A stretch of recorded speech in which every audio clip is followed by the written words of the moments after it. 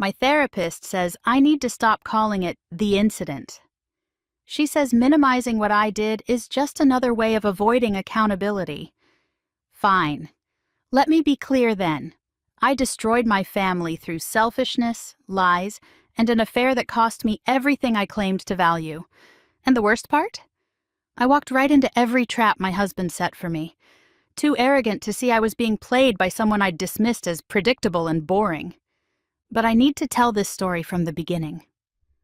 I need to explain how a suburban housewife with 2 beautiful children and a devoted husband ended up living in a 1-bedroom apartment in Topeka, working double shifts at a diner while my ex-husband lives in our 4-bedroom colonial with our kids who won't even speak to me. My name is Caroline Ashford. Well, it's Caroline Fitzgerald now. I went back to my maiden name after the divorce. Too many people in Wichita knew me as Jake's wife, the woman who threw away her perfect life for a fling with Billy Ray Coleman from high school. Yes, his name was actually Billy Ray. Yes, I know how that sounds. No, I wasn't thinking clearly. 4 years ago, I had everything a woman in her late 30s was supposed to want. Jake was a senior analyst at an investment firm, pulling in $120,000 a year plus bonuses. We lived in a gorgeous house in the suburbs with a 3-car garage and an in-ground pool. Our daughter Mackenzie was 14, smart as a whip, and headed for the Ivy League. Our son Tyler was 9, obsessed with baseball and video games in equal measure. From the outside, we were the perfect family. Inside, I was slowly suffocating.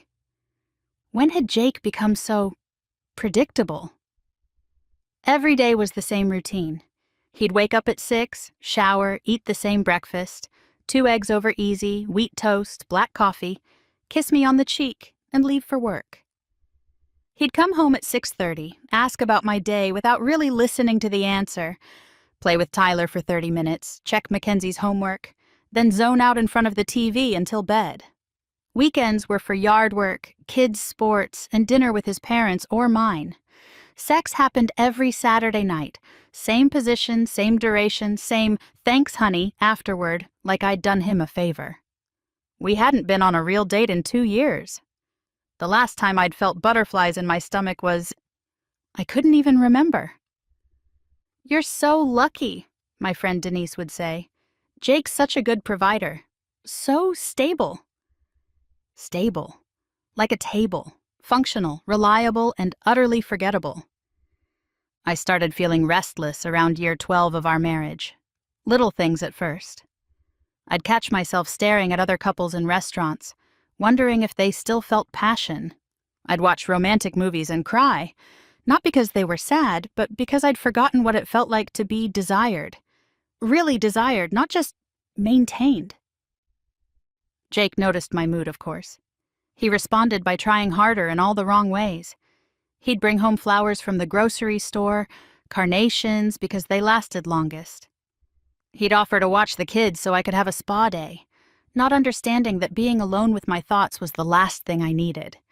He'd leave little notes in my lunch bag with messages like, "Thanks for all you do," like I was an employee he was trying to retain.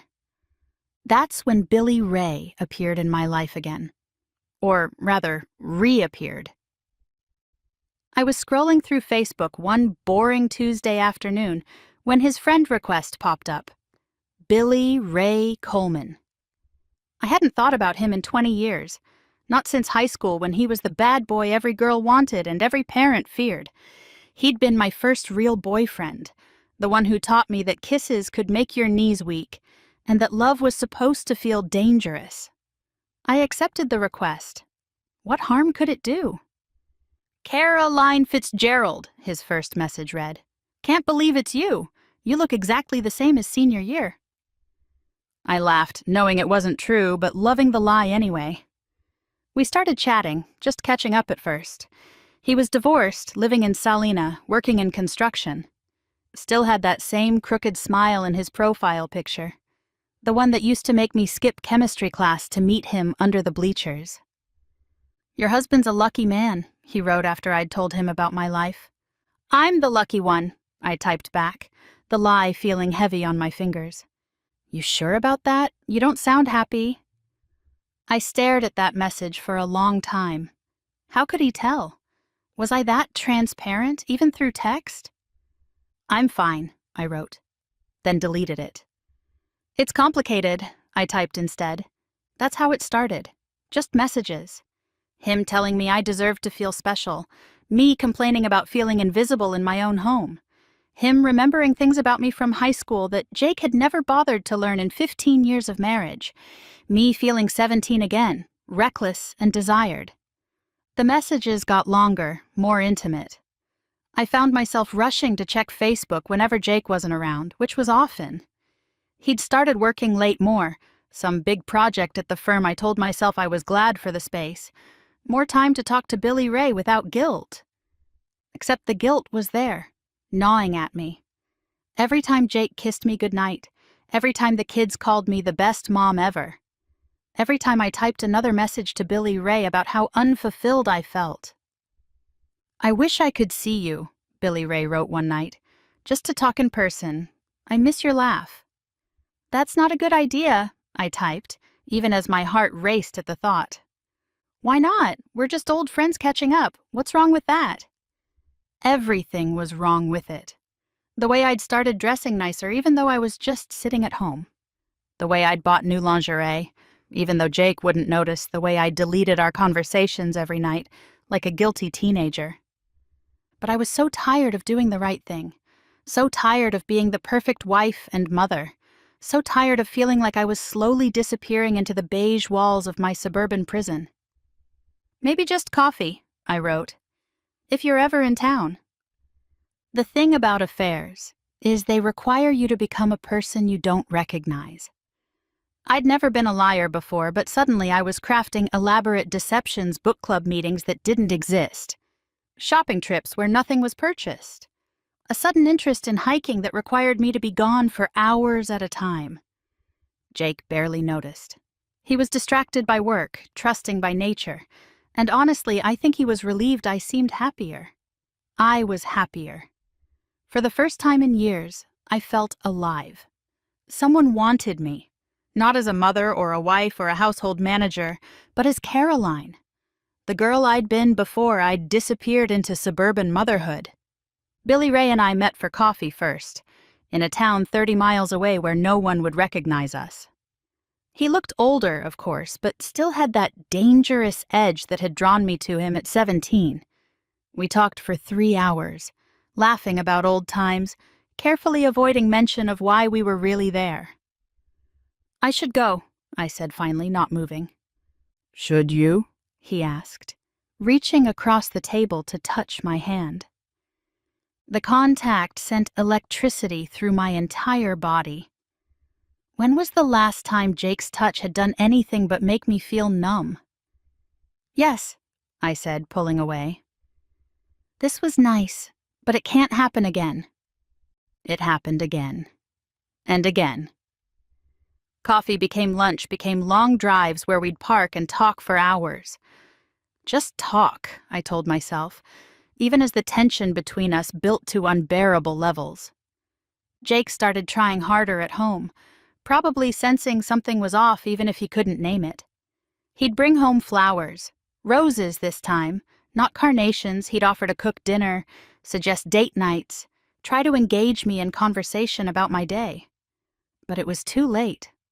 I was already gone, lost in fantasies about a different life with someone who made me feel young and desired. "Leave him," Billy Ray said one afternoon, 3 months into our emotional affair. "You're miserable, Caroline. You deserve better." "I can't," I said, even as I imagined it. "The kids! Kids are resilient. They'd rather have a happy mother than a miserable marriage." It sounded so reasonable when he said it, so simple. Just leave, start over, be happy. But I was a coward. I wanted the excitement of the affair without the messiness of actually blowing up my life.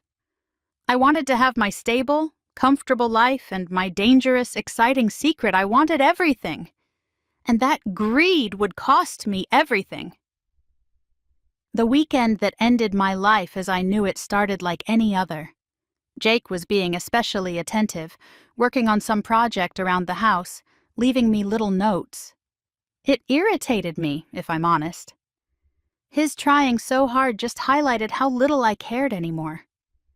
"I'm going to need a weekend away," I announced Thursday night at dinner. "Just me and the girls. Some spa time." "That sounds great, honey," Jake said, smiling that earnest smile that used to make me feel safe and now just made me feel trapped. "You deserve it."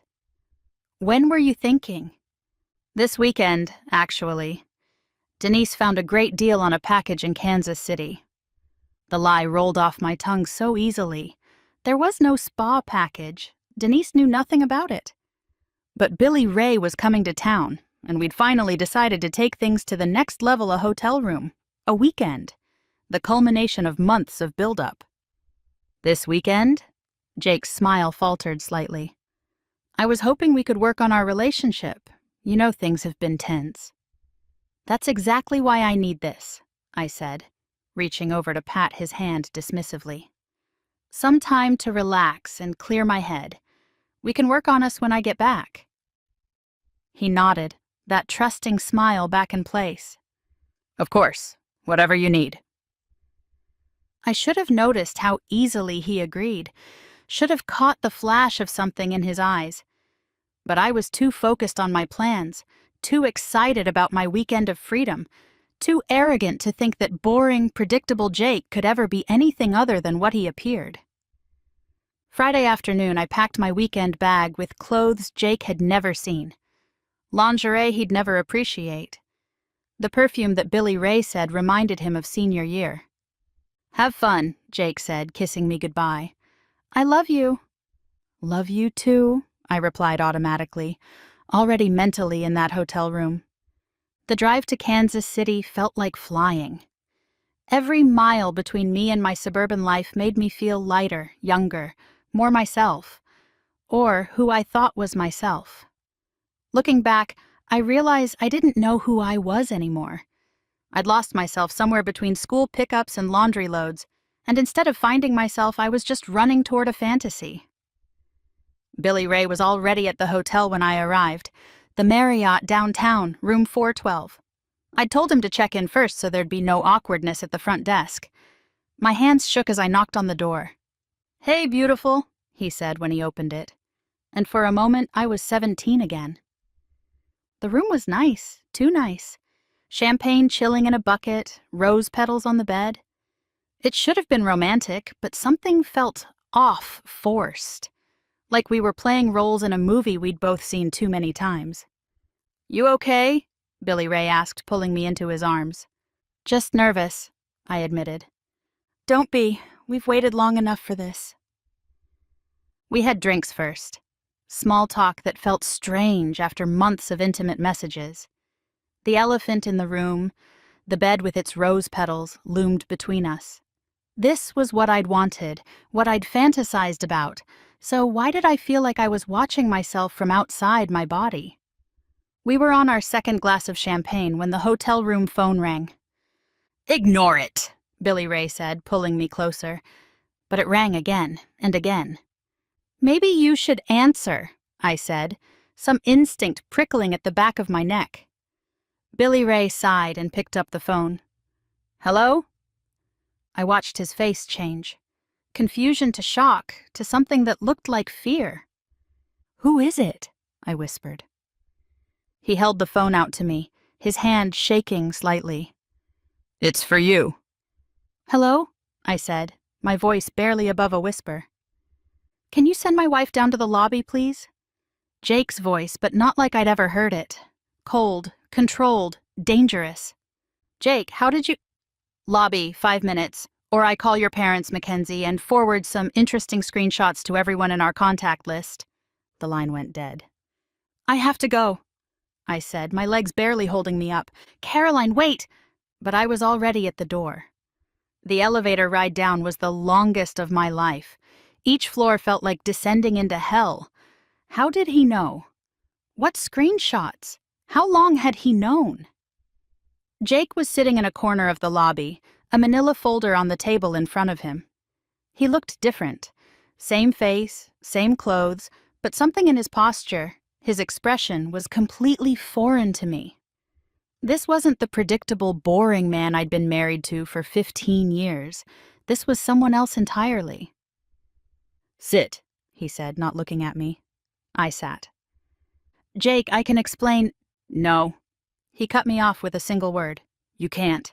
And I don't want to hear it." He opened the folder and pushed it across to me.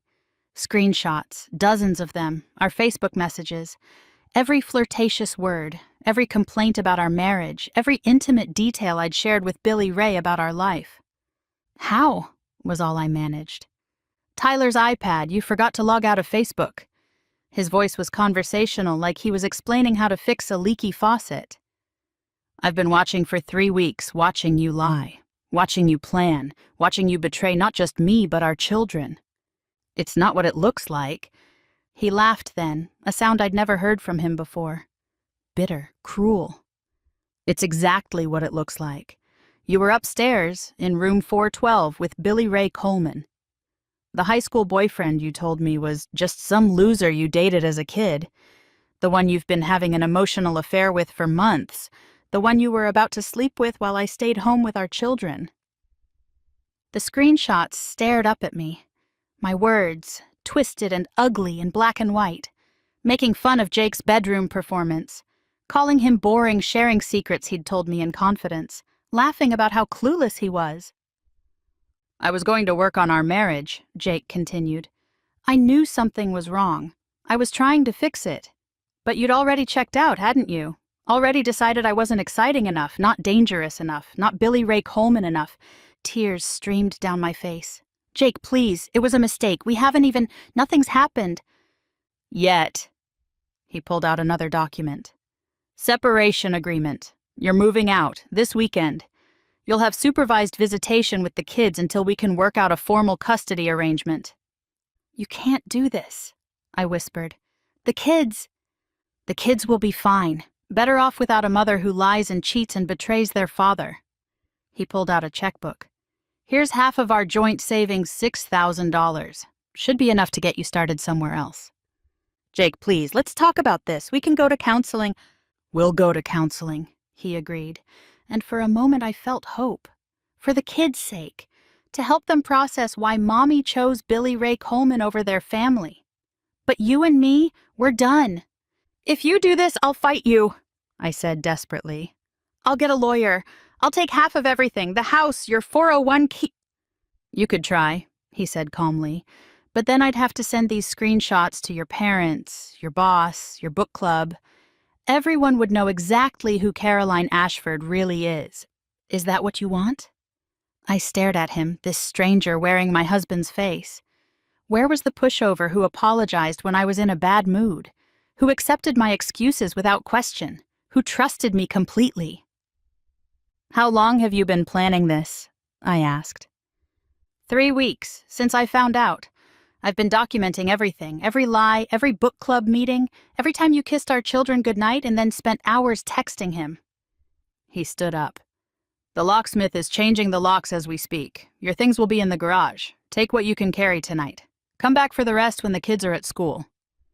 "Jake, wait!" But he was already walking away. At the door he turned back.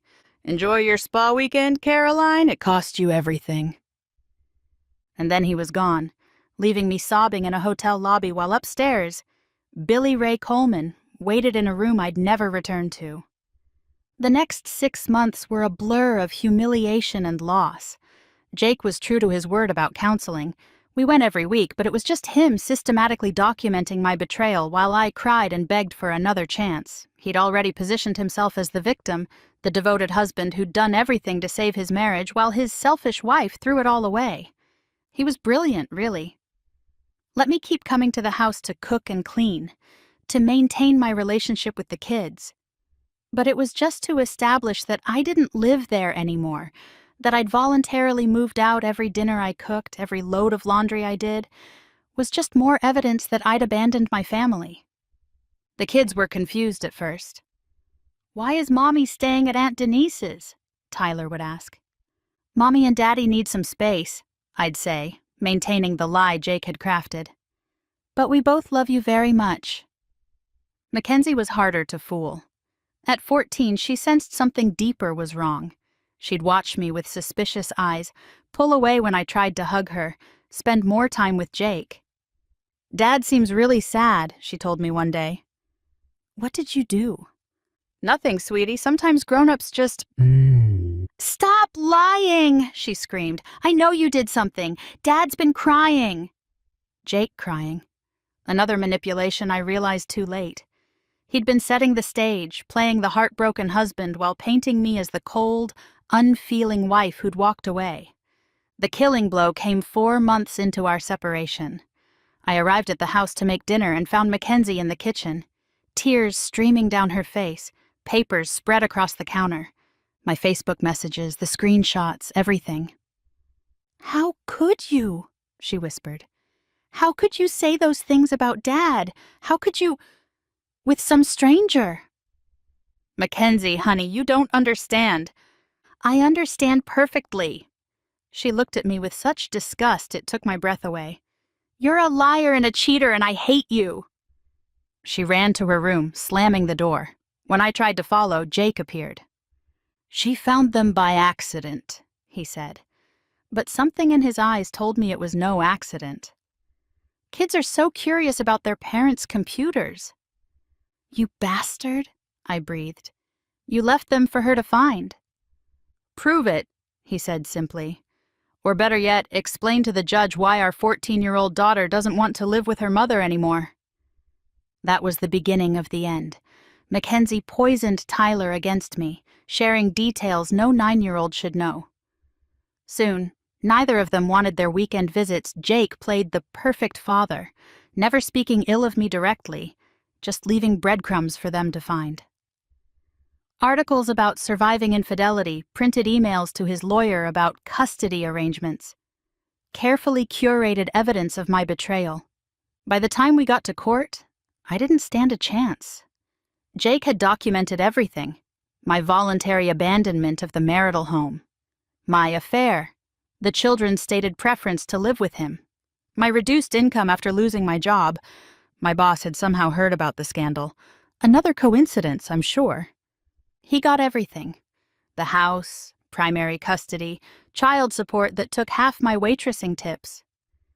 I got every other weekend with kids who hated me and supervised visits until I could prove I was a stable influence. Billy Ray? He disappeared the night Jake confronted me. Turned out he was married too, just looking for some excitement. His wife called me once, screaming about home wreckers and whores I couldn't even defend myself. She was right. So here I am, 3 years later, living in a 1-bedroom apartment in Topeka because I can't afford Wichita anymore, working double shifts at a truck stop diner, serving coffee to men who leer at me the way I once wanted Jake to look at me, seeing my children 4 days a month if I'm lucky, sitting through strained dinners where they count the minutes until they can go back to their real life. Jake remarried last year. A sweet kindergarten teacher named Emma, who Mackenzie calls more of a mom than my real mom. "They're expecting a baby," Tyler told me excitedly, like it didn't gut me to know another woman was living my life, raising my children, carrying her husband's baby. The irony is, I dream about Jake now. Not Billy Ray, whose face I can barely remember, but Jake. Boring, stable, predictable Jake who brought me carnations and left me notes and tried so hard to make me happy. I dream about Saturday night sex that I once thought was routine but now realize was comfortable, safe, loving. I dream about family dinners I complained through, yard work I resented, in-laws I avoided. I had everything. A devoted husband, beautiful children, a comfortable life. And I threw it all away because I was bored. Because I wanted to feel 17 again. Because I thought I deserved more excitement, more passion, more than what I had. My therapist says I'm making progress. That acknowledging my role in destroying my family is the first step toward healing. But how do you heal when your children won't speak to you? When your ex-husband has erased you from the life you shared? When you wake up every day in a cramped apartment that smells like old carpet and regret? The worst part is knowing Jake played me perfectly. That the boring, predictable man I underestimated was capable of such calculated destruction. He didn't just divorce me. He annihilated me, turned my children against me, destroyed my reputation, left me with nothing but the knowledge that I'd brought it all on myself. Sometimes I drive past our old house, Jake's house now. I see Emma in the yard with Mackenzie and Tyler, Jake pushing the new baby in the swing we bought together. They look happy, complete, like I was never there at all. I want to hate him for what he did, for manipulating the kids, for the systematic way he destroyed my life. But I can't, because everything he did, I taught him to do. I showed him that trust was for fools, that love wasn't enough, that even family could be betrayed for a cheap thrill. He learned the lesson well, too well. My phone buzzes, a text from Mackenzie. Can't make it this weekend. Emma's taking us to the lake. I text back, okay, sweetie, have fun, I love you. She doesn't respond. She never does. I pour another cup of coffee from the pot that's been sitting too long, just like I do every night in this empty apartment. Tomorrow I'll wake up, put on my uniform, and serve eggs to truckers who might leave me a decent tip if I smile enough. I'll come home to silence and Facebook memories of a life I destroyed. I'll text my children who won't answer and pay child support to a man who orchestrated my downfall with surgical precision. This is my life now. The life I chose, the moment I accepted Billy Ray Coleman's friend request. The life I cemented when I walked into that hotel room, the life I deserve, my therapist says, but can change if I work hard enough. But some things can't be changed. Some betrayals can't be undone. Some losses are permanent. Jake knew that. He counted on it. And he was right. I close Facebook, where happy families share photos I'm not in, where my children's lives continue without me, where Jake and Emma announce their happiness to friends who used to be mine. Tomorrow will be the same as today. The same regret, the same loneliness, the same knowledge that I had everything and threw it away for nothing. But tonight I'll allow myself to remember, to grieve, to wish I could go back to that moment when Billy Ray's friend request appeared and click decline. But I can't. And that's the real punishment Jake designed for me. Not the divorce or the poverty or even losing my children. It's living every day with the knowledge that I did this to myself, that I created the weapon he used to destroy me, that I walked into every trap with my eyes wide open, too arrogant to see I was being played by the man I'd dismissed as boring and predictable. He won. Completely. Perfectly. And I gave him everything he needed to do it. That's my story. The story of how a bored housewife destroyed her perfect life for a fantasy and learned too late that the boring, predictable husband she'd underestimated was capable of anything. The story of how Jake Ashford got his revenge and Caroline Fitzgerald got exactly what she deserved. My therapist says I need to forgive myself eventually. Move forward. Build something new. But how do you build when everything you touch turns to ash? How do you move forward when every path leads back to that hotel lobby where your life ended? How do you forgive yourself when your children look at you with disgust and your ex-husband's calculated revenge succeeded beyond his wildest dreams? You don't. You just exist. You serve coffee and live in small apartments and watch from afar as the life you threw away continues without you, better without you, complete without you.